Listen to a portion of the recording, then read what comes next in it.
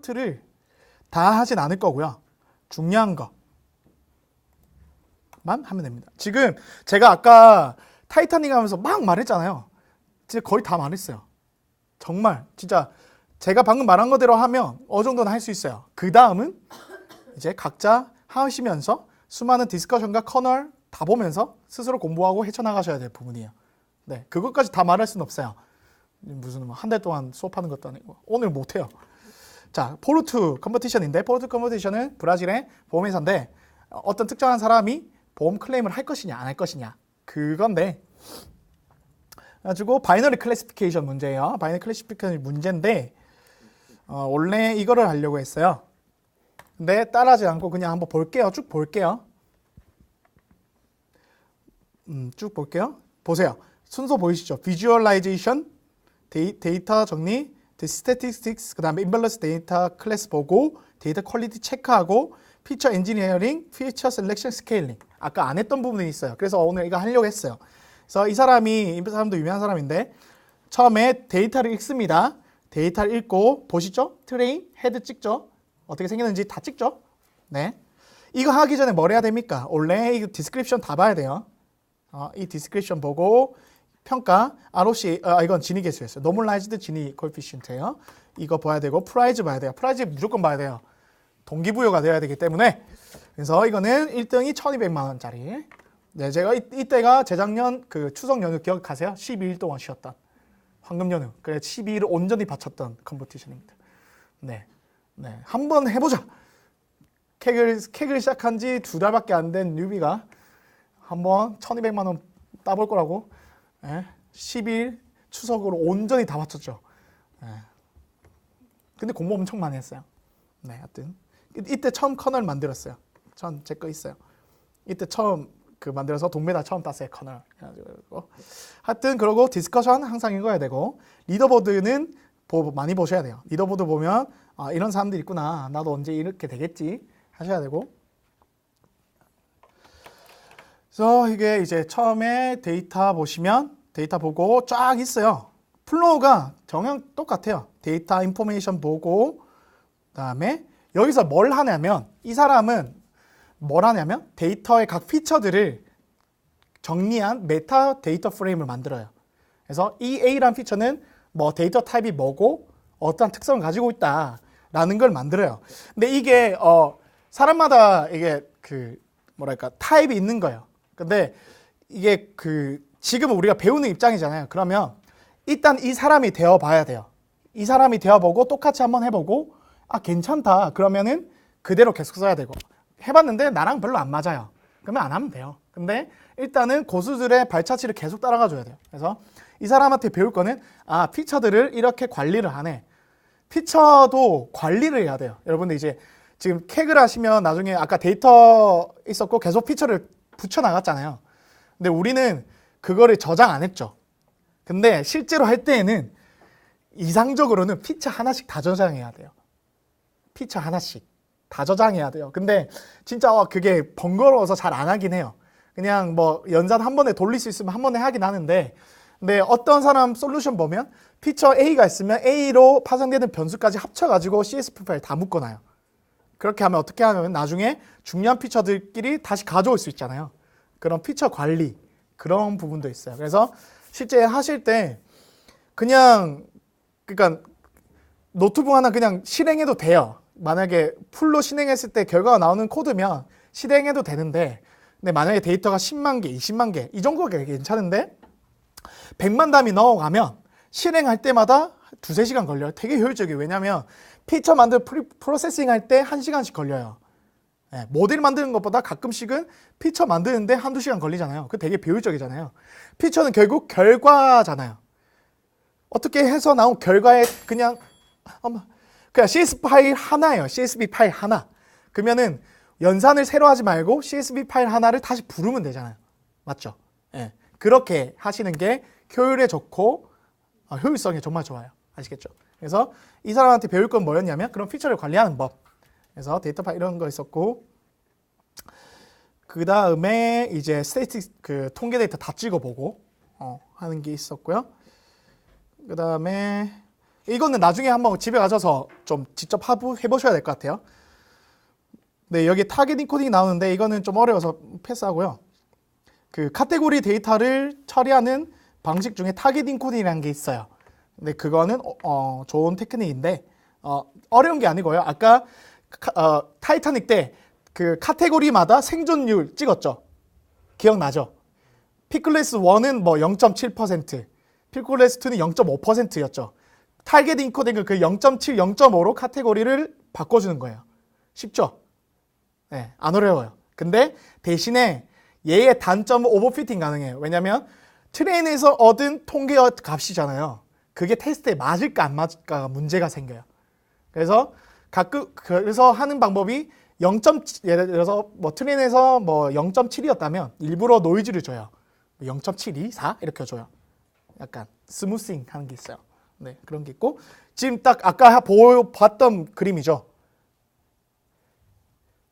Y축 타겟 레이트, X축 카테고리, 바이너리 클래시피케이션. 이거 바이너리 클래시피케이션이거든요. 제가 아까 말씀드렸잖아요. 바이너리 클래시피케이션은 그린 거 딱 정해져 있다. 지금 바로 딱 이거 그리잖아요. 그래서 지금 다 그려요, 이거. 네. 지금 똑같은 아까 타이타닉 했던 거 똑같은 거예요. 그냥 각 카테고리의 타겟의 레이트를 다 찍어보는 거예요. 그러면 이게 어떻게 되냐면 뭐 PS car 공급 캐시라는 카테고리 그 피처가 있는데 마이너스 1이라는 카테고리는 0.25%의 타겟 레이트를 가지고 있다. 낮을 수도 있겠지만 이건 되게 인밸런스예요. 1%인가 2%의 타겟 레이트 전체를 가지고 있기 때문에 그걸 비교해서 높잖아요. 그래서 괜찮은 피처네 이렇게 판단하는 거예요. 네. 판단하는 거예요. 그리고 네, 이거는 뭐 엄청 높네요. 근데 여기에서 중요한 게 있어요. 여기에서 함정이 있어요. 만약에 여기 보세요. PS 칼 02 캐시 있는데 여기 보면 마이너스 1이 거의 0.5 이상이잖아요. 좋아 보이죠? 근데 그래 바로 쓰면 안 돼요. 왜냐면 얘가 만약에 실제로 샘플이 2개밖에 없으면 3개밖에 없으면 그러니까 아시겠죠? 그러니까 이런 거를 다 따져야 돼요. 그러니까 이 바이너리에서는 이런 거 그림 그린 거 좋은데 얘네들의 실제 카운트가 몇 개인지 다 따져야 돼요. 그냥 단순히 이런 거죠. 통계적으로 봤을 때 10만 개 데이터 중에 10개가 카테고리가 있어요. 근데 10개 전부 다 1이에요. 그러면은 이것만으로 예측할 수 있나요? 10만 개 중에 10개인데 못 믿죠. 그러니까 이게 중요한 거예요. 그냥 단순하게 레이트만으로 따지면 안 돼요. 카운트를 다 봐야 돼요. 그 제가 만들었던 커널 중에 그 마이크로소프트에서 그렸던 그 얘 같은 경우에 보면 제가 카운트까지 다 적어놨어요. 얘 말고 얘 있는데 하여튼 얘 말고 그 제 거 보면 카운트도 다 적어놨어요. 그래서 보면서 그 그림을 보면서 이제 판단하는 거죠. 이 카테고리가 그 실제 샘플도 많고 그 다음에 타겟 레이트도 높다. 그럼 얘를 가지고 피처를 만들면 되겠다. 이렇게 판단할 수 있는데 타겟 레이트는 높지만 샘플 수가 적다. 그러면 얘는 약간 노이즈일 가능성이 높다. 그냥 이것만으로 판단해서는 안 된다. 이렇게 생각을 하셔야 됩니다. 하여튼 네 그렇고 그 다음에 얘 됐고 지금 이 지나가는 거 있잖아요. 지나가는 거는 타이타닉 할 때 다 얘기했어요. 똑같은 과정을 한 거예요. 그림 그리고 지금 보여줘. 다 그림이죠. 여기서 우리가 안 했던 거 이건 뭐냐면 뉴메리컬끼리의 스캐터 플랫 안 했어요. 뉴메리컬 밸류 그냥 숫자끼리는 스캐터 플랫 그리면 돼요. 스캐터 플랫 그리고 그 다음에 그 피팅 시켜가지고 짝대기 하나 그리면 그 기울기 보고 선형인지 아닌지 판단할 수 있거든요. 그렇게 그림을 그리시면 돼요. 그러고 네 빨리 넘어가서 죄송합니다. 그 다음에 아까 질문이 있었어요. 그러면 원하는 인코딩을 어떻게 해야 되냐? 판다스에 getDummy라는 함수가 있습니다. getDummy 쓰시면 그냥 쉽게 됩니다. 보시면 판다스 getDummy에 그 데이터 넣고 컬럼이 뭐다 지정해주면 그냥 그대로 끝납니다. 그러니까 쉽게 할 수 있고요. 또는 sklearn에 원하는 인코더가 있어요. 그래서 걔네들 사용법은 책을 사서 보시면 됩니다. 어려운 거 없습니다. 따라하시면 됩니다. 그 다음에 이제 피처 엔지니어링인데 여기서 어떤 게 있냐면 그 뉴메리컬 밸류들끼리는 피처 엔지니어 어떤 걸 할 수 있냐면 폴리노미얼 할 수 있어요.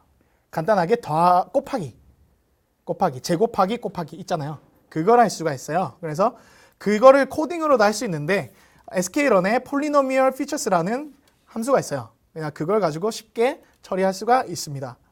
하고 있고, 그 다음에 피처 셀렉션 나오는데, 여기에서 하는 피처 셀렉션은 뭐가 있냐면 베리언스를 가지고 따지는 게 있고, 그 다음에 모델 기반으로 없애는 게 있어요. 그 두 가지에 대해 빠르게 설명할 텐데, 이런 거예요. 그러니까 모델이 학습하려면 데이터가 데이터에 정보가 많아야 되잖아요. 근데 데이터가 전부 다 0이에요. 숫자가. 그럼 얘는 정보가 있나요? 정보가 없어요. 그럼 얘는 베리언스가 크나요? 없죠. 그러니까 베리언스가 있다는 말은 뭔가 다양성이 있는 거고, 뭔가 우리가 스플릿 할 수가 있다는 가능성이 높아지는 건데, 베리언스가 작으면 모델이 학습하기에 좀 아쉬운 형태일 수도 있어요. 피처가. 그러면 제거해 줄 수 있죠. 그래서 베리언스 기반으로 피처를 제거하는 그런 거예요. 근데 이거는 트리에는 안 맞아요. 트리는 베리언스가 중요한 게 아니라 그냥 자르면 그만이기 때문에 그런 겁니다. 그래서 그렇게 피처를 셀렉션 할 수 있고, 그 다음에 셀렉트 프롬 모델이 있어요. 이건 뭐냐면 모델은 학습하고 나면 각 피처를 얼마나 중요시 여기느냐가 숫자가 나와요. 그래서 그냥 그 숫자를 절대적인 숫자라고 생각하지 말고 상대적인 숫자일 뿐이에요. 그래서 숫자가 큰 피처일수록 중요한 피처다. 근데 실제로 그림을 그려보면 스플릿할 때 가장 먼저 맨 위에 있는 스플릿이에요. 그러니까 우리가 스물고개 할 때 빨리 맞추려면 좋은 질문 해야 되잖아요. 그렇죠? 가장 좋은 질문에 대해서, 그러니까 가장 잘 나누게 할 수 있는 질문에 대해서 피처 임포턴스가 높아요. 그래서 그걸 보면서 피처 임포턴스가 높다는 건 좋은 피처하고, 그러면 반대로 피처 임포턴스가 낮은 것들은 안 좋은 피처잖아요.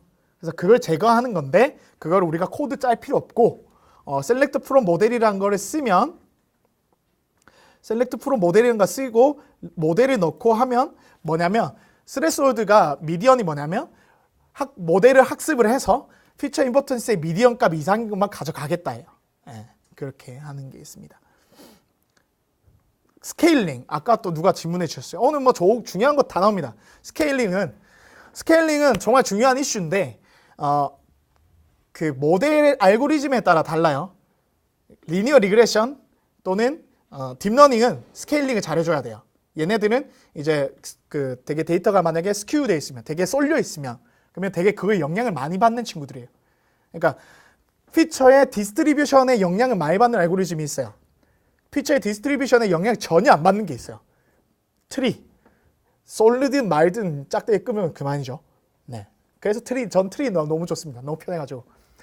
근데 이제 딥러닝은 모델 이제 안정성의 문제예요.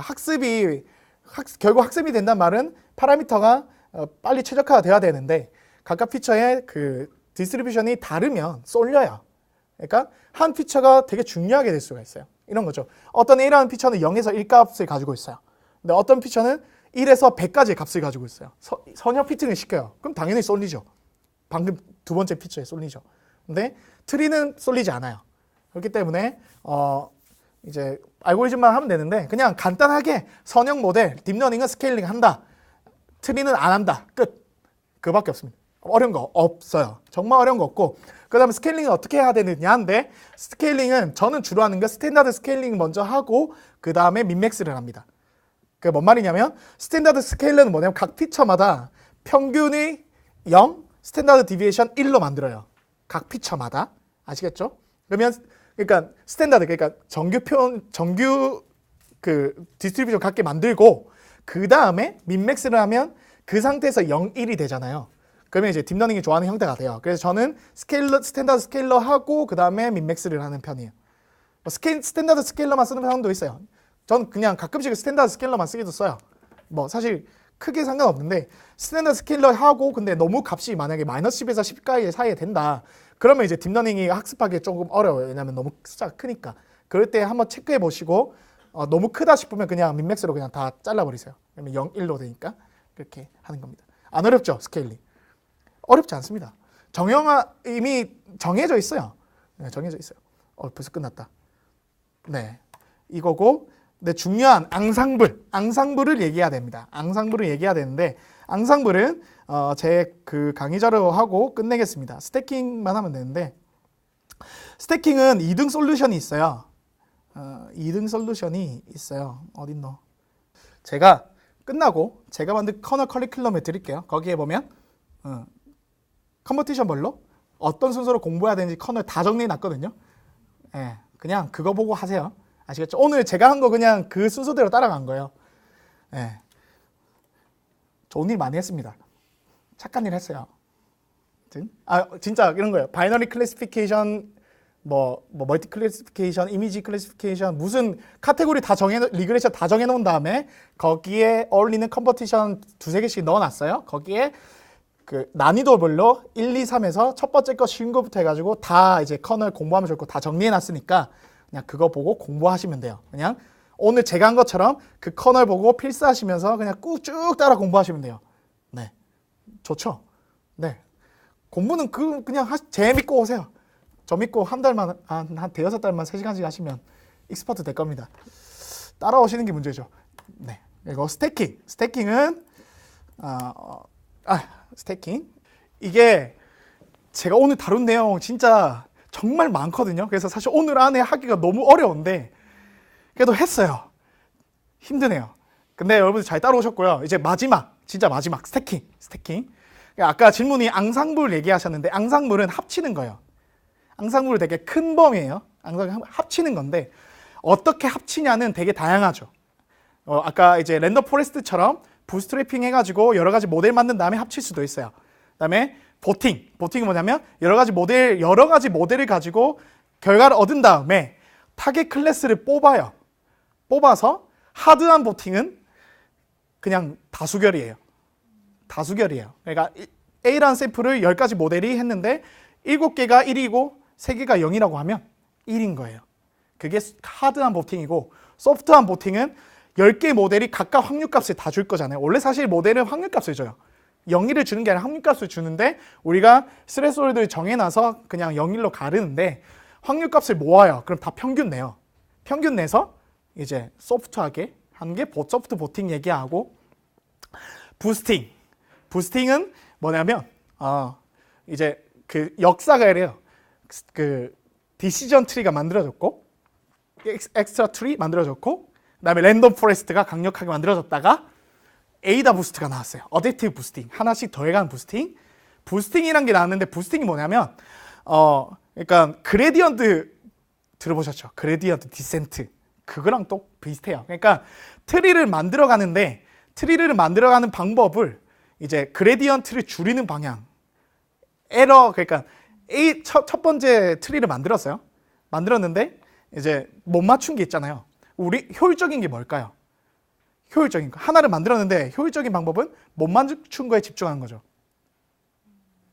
아시겠죠? 첫 번째 트리를 만들었어요. 클래시피케이션 했어요. 근데 얘가 못 맞추는 것들이 있어요. 그러면 우리는 그 다음 모델을 그 못 맞춘 거에 웨이트를 줘서 학습하는 게 더 낫겠죠. 그게 이제 붙여가는 부스팅 알고리즘들이거든요. 근데 그걸 어떻게 붙여갈 것이냐인데 그걸 붙여갈 때 다시 그레디언트를 써서 소위 이제 그 딥러닝에서 그레디언트 그 디센트를 하는 것처럼 풀어가는 게 그레디언트 부스팅 알고리즘이고 그 다음에 거기에서 트리의 모양 컴플렉시티를 고려한 게 엑시부스트고 하여튼 그런 역사가 있어요. 그 다음에 그 트리를 만들어가는데 리프 와이즈 할 것이냐 내릴 것이냐인데 라이트 GBM은 오른쪽으로 옆쪽으로 퍼져나가는 거거든요. 그래서 아까 제가 트리 알고리즘을 공부하는 게 좋다고 한 게 되게 역사가 재밌어요. 참 재밌는데 하여튼 그런 게 있어요. 그래서 부스팅도 마찬가지 이제 앙상블이에요. 왜냐? 합쳤죠. 어댑티브 합쳤죠. 그냥 다 합치는 거예요. 그러니까 앙상블은 합치는 큰 개념이고 합칠 때 보팅으로 할 것이냐 배깅으로 할 것이냐 아니면 뭐 부스팅을 할 것이냐 그런 거고요. 그 다음에 스태킹도 앙상블이에요. 왜요? 스태킹도 합치는 거니까. 근데 왜 스태킹이냐면 이런 거예요. 얘인데 그러니까 이 폴드가 나눠지잖아요. 폴드. 이게 하나의 트레이닝 데이터예요. 아까 이제 크로스 밸리데이션 시스템 폴드 나눈다고 했잖아요. 그러면은 5개의 폴드로 나눠요.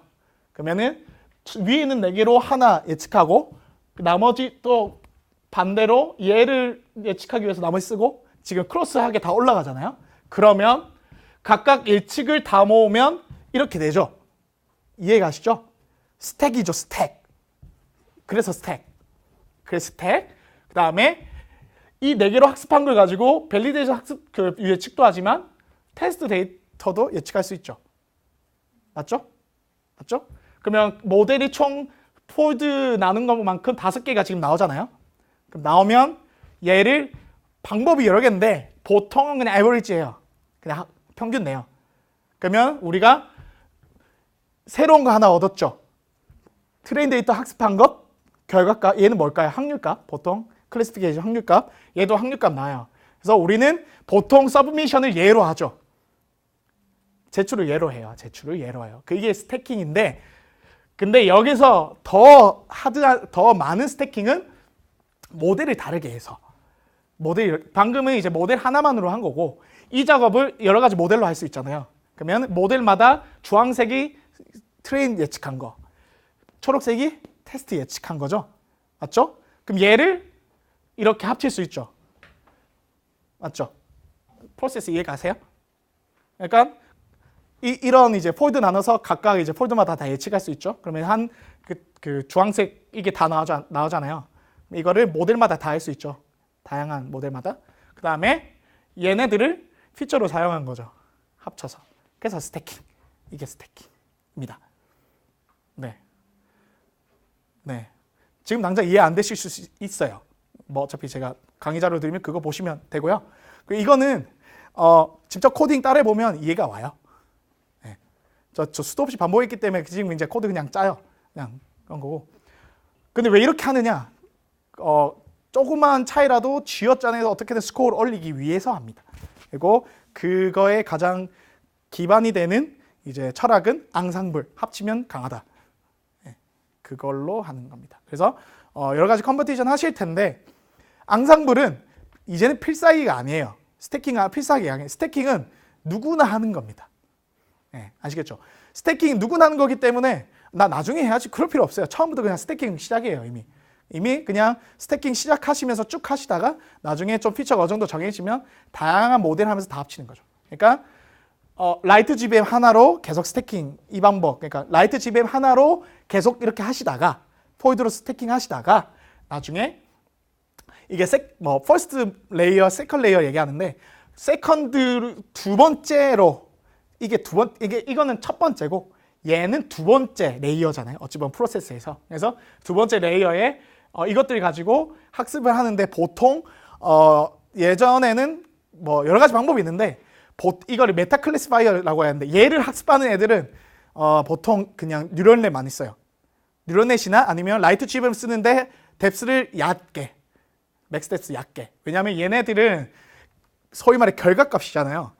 깊게 해버리면 오버피팅이 나요. 아시겠죠? 그래서 얇게 배워야 돼요. 얇게 배워야 돼요. 그런 거 있고 또는 딥러닝 써서 근데 조금 이제 좀 복잡한 컴플렉스 펑션이 필요하면 뭐 딥러닝 쓰기도 하고. 네, 지금은 제가 몇 개 안 했지만 진짜 사람들 많이 한 건 진짜 100몇 개, 200몇 개 해버려요. 네, 진짜 그렇게 해버려요. 그렇게 합치면 강력해진다. 고요. 네, 이제 거의 이제 3, 4분 남았는데 마지막으로 하고 싶은 말은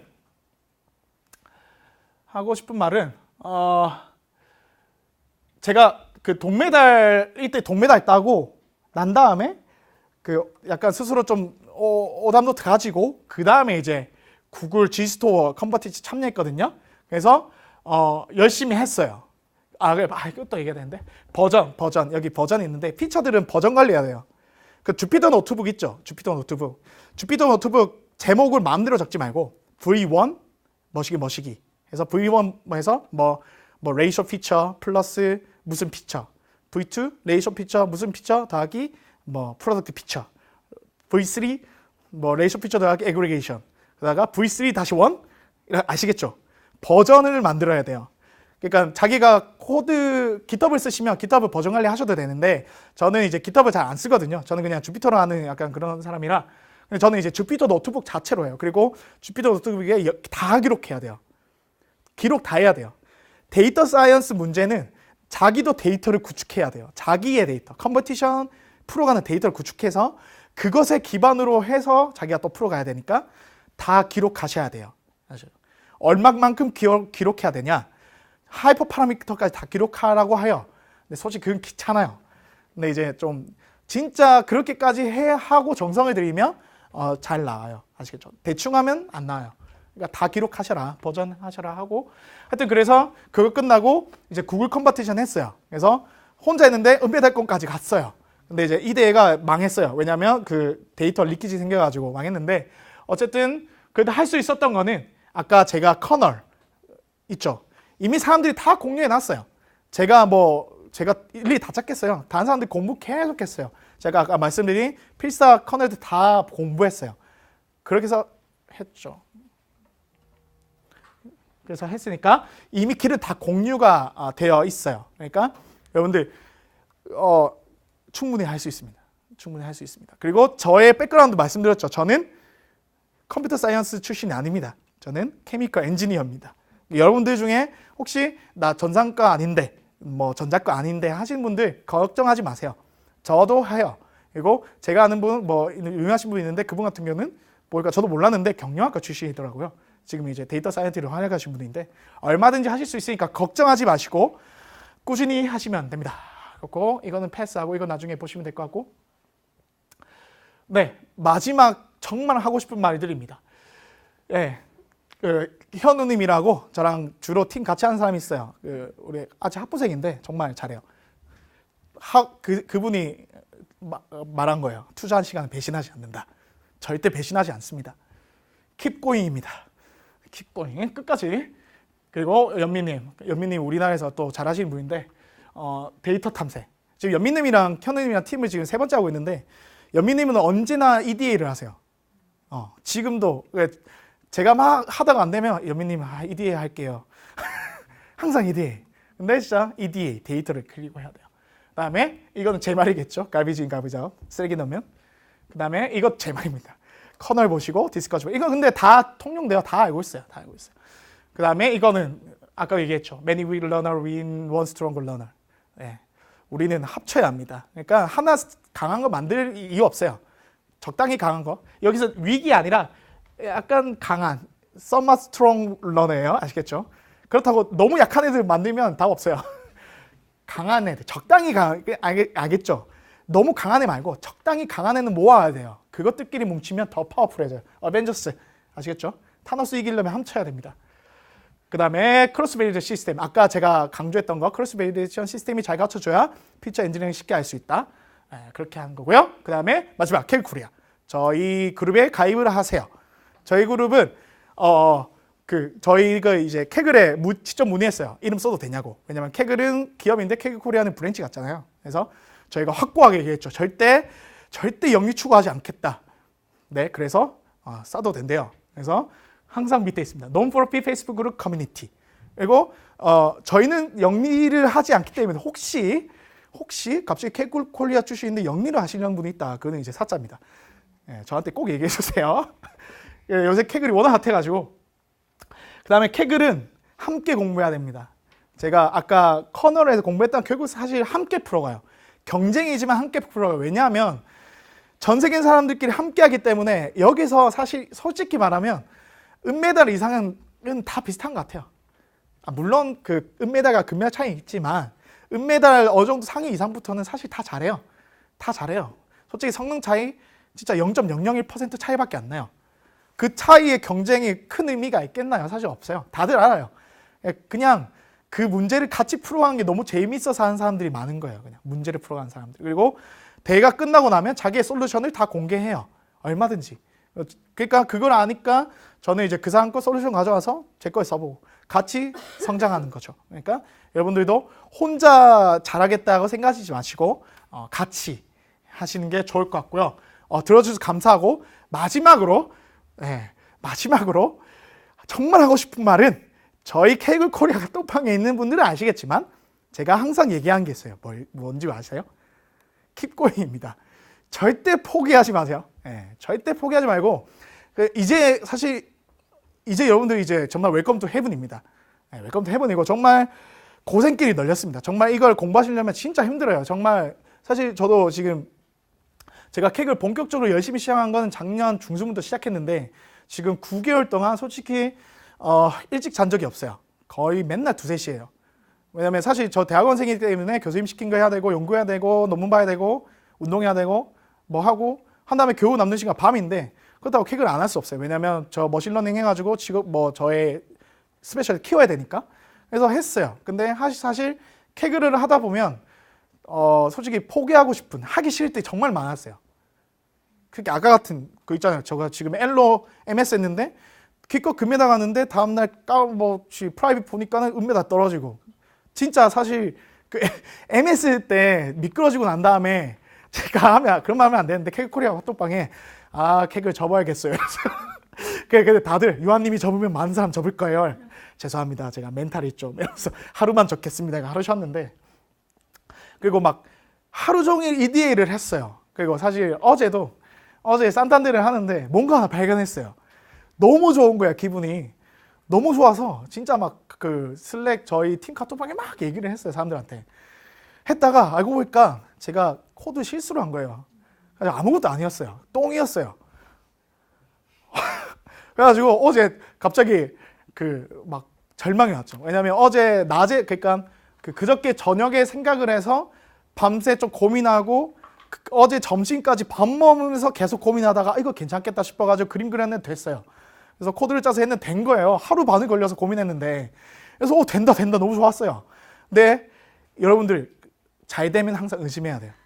잘 되면 항상 의심해야 됩니다. 특히 저는 확실히 대학원생이니까 더 알아요. 잘 돼서 들고 가면 꼭 교수님 보면 항상 뭔가 이상하죠. 저는 알고 있기 때문에, 그래서 팀원들 얘기했죠. 피어 리뷰 해달라, 내 코드 줄게, 봐달라. 2명은 괜찮다 했어요. 근데 연미님이 다른 방식으로 짰는데 이상하대요. 보니까 제가 실수가 있었어요. 그래가지고 어제 강의 준비하다가 알아가지고 약간 멘탈 붕괴 왔죠. 왜냐면 이제 이거 되면 금메달 따서 마스터 되겠네. 좀 쉴 수 있겠다. 근데 멘탈 붕괴가 왔죠. 그러나 그래도 포기하지 않습니다. 왜냐면 수많은 포기의 생각을 겪었지만 그 다음날 다시 했거든요. 근데 진짜 끝까지 해야 돼요. 끝까지 마지막 한국 시간으로 8시 59분까지 해야 돼요. 정말 하고 싶다면. 그때 59분에 제출한 게 그게 여러분들의 메달일 수 있어요. 절대 끝까지 해야 되고, 컴퍼티션뿐만 아니라 이 공부도 마찬가지. 이 공부하면 진짜 미치거든요. 왜냐면 공부할 게 너무 많아요. 지금 보세요. 지금 5시간 동안 제가 거의 쉬는 시간 없었죠. 근데 아직도 제가 못만한 게 너무 많아요. 너무 많아요. 그래서 공부하다 보면 미칠 것 같아요. 무슨 좀 놀고 싶은데 놀지도 못할 수도 있어요. 근데 그래도 해야 돼요. 작정했으면. 그래서 끝까지 포기하지 마시고 진짜 작정하고, 아까 최소 30분이죠. 솔직히 최소 1시간 이상은 하세요. 1시간 이상 벌려면 벌 수 있잖아요.